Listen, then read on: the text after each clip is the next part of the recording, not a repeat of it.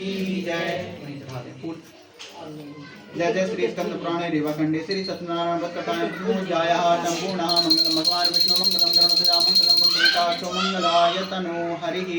पुनः हाथ में फूल ले लें।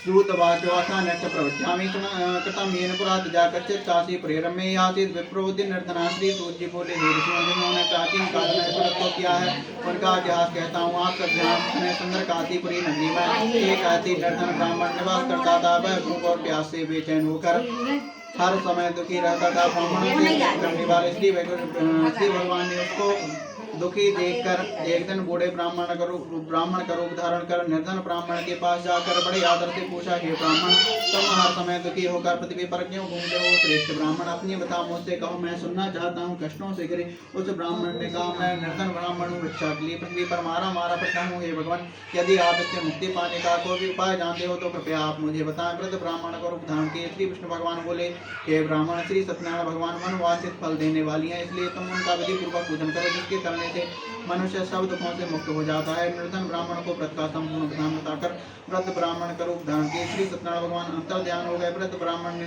जिस व्रत को बतलाया मैं उसको अवश्य विधि विधान से करूंगा, ऐसा निश्चय कर वह निर्धन ब्राह्मण घर चलाया। परंतु उस रात उस ब्राह्मण को नींद नहीं आई। दूसरे दिन वह जल्दी उठा, श्री सत्यनारायण भगवान का व्रत करने का निश्चय कर भिक्षा मांगने के लिए चल दिया।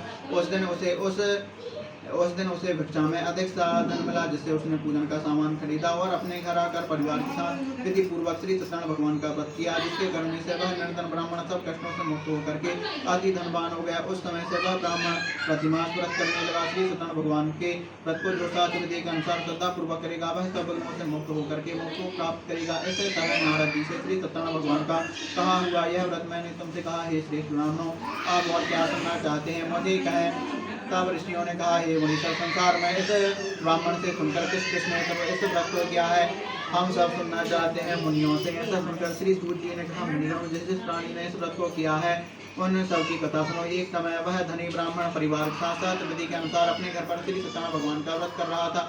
उसी समय एक लकड़ी बेचने वाला बूढ़ा व्यक्ति वहां आया। उसने सिर पर रखा लकड़ियों का गट्ठर बाहर रख दिया और ब्राह्मण के मकान में चला गया। प्यास से बेचैन लकड़हारे ने ब्राह्मण को व्रत करते देखा, वह प्यास को भूल गया। उसने ब्राह्मण का अभिवादन किया और पूछा, हे ब्राह्मण, आप यह किसका पूजन कर रहे हैं? इस व्रत को करने से क्या फल मिलता है, कृपया आप मुझे बताएं। तब उस ब्राह्मण ने कहा, सब इच्छाओं को पूर्ण करने वाला यह व्रत सब इच्छाओं को पूर्ण करने वाला यह श्री सत्यनारायण भगवान का व्रत है। इनकी ही कृपा से मेरे यहाँ धन एवं ऐश्वर्य का आगमन हुआ है।